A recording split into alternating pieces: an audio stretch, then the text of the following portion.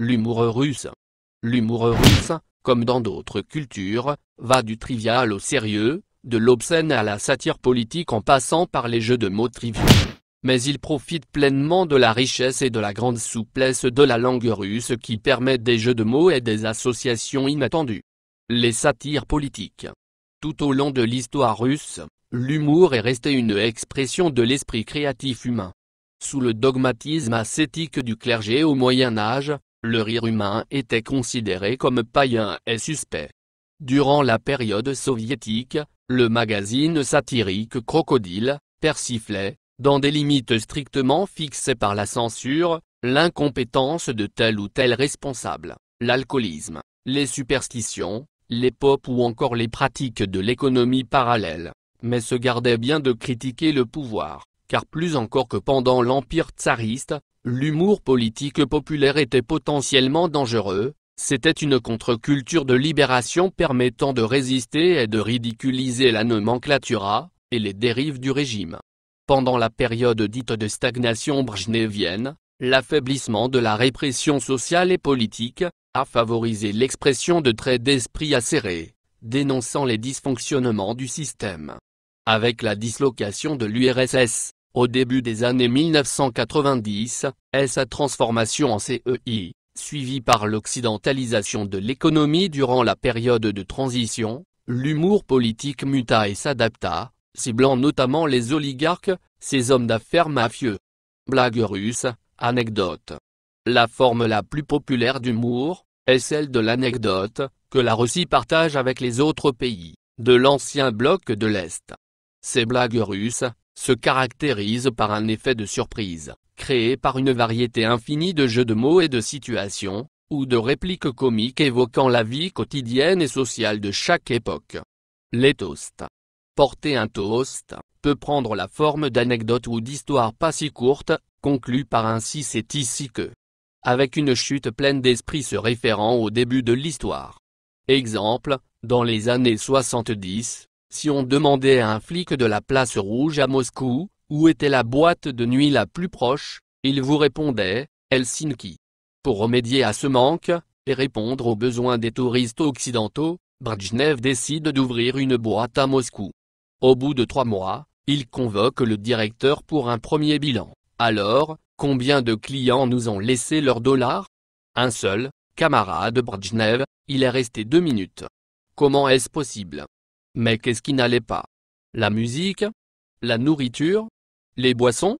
Impossible, camarade Brejnev, on avait le rock à la mode, les mets les plus succulents, du whisky écossais pur malt, du whisky irlandais, du Chianti italien, du champagne français, de la bière allemande.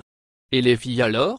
Impossible, camarade Brejnev, on n'a pris que du personnel fiable, rien que des babouchokas, membres du parti depuis au moins 1950. Il est là le problème. Pour remédier à cette situation, Brejnev est embauché de belles devochokas, très sexy. Les Occidentaux affluent, tout le personnel des ambassades s'y presse, les micros enregistrent, 24 heures sur 24, les dollars s'accumulent dans les caisses. Brejnev vient vérifier lui-même le succès, et voilà qu'une splendide devochoka lui tape dans l'œil. Il la courtise assidûment, mais celle-ci est très farouche.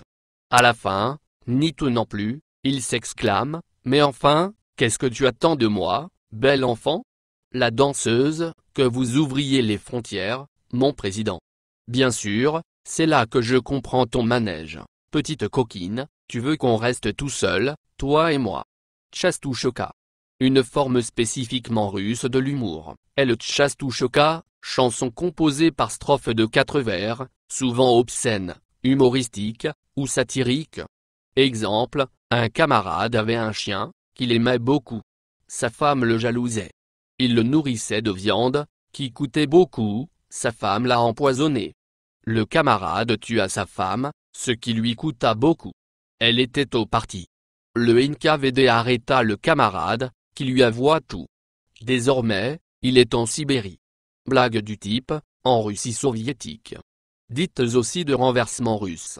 Les inversions russes ne sont pas des blagues russes en soi, mais des blagues populaires construites sur un chiasme se moquant des dérives de l'État communiste. Exemple, en Amérique, vous pouvez toujours trouver une partie. En Russie soviétique, c'est le parti qui vous trouve, joue sur la différence de sens du mot parti en anglais, fête, et du mot parti, parti communiste. En français, la traduction ne rend pas compte du jeu de mots. En Amérique, vous pouvez toujours trouver une fête. En Russie soviétique, c'est le parti qui vous trouve. Ce style d'humour fut rendu célèbre par l'acteur émigré, Yakov Smirnoff. L'humour noir. En plus des blagues, l'humour russe s'exprime en des jeux de mots et de courts poèmes, appelés également les versets sadiques, mêlant humour noir et dérision. Ceux-ci sont très semblables aux berceuses macabres de l'illustrateur américain, Edward Gorey. On retrouve dans ces poèmes deux personnages récurrents, le petit Vova, ou Vovotchka, le petit Vladimir, et Masha, la petite Marie. La plupart de ces poèmes parlent de la mort ou d'expériences tragiques. Ce type d'humour est très populaire chez les enfants. Un garçonnet trouve une belle mitraillette. Et maintenant, sa bourgade est déserte. Variante, un garçonnet a trouvé un lance-flamme. Dans son village, il n'y a plus une seule âme. Un garçonnet s'amusait dans le sable, une bétonneuse arriva, implacable. Pas de bruit, pas de cri, pas de son. Seules les sandales dépassent du béton. L'invité sur le divan a un clou dans son devant. Oui, c'est moi qui l'ai cloué, ça l'empêche de s'en aller. C'est quand même un peu spécial comme humour.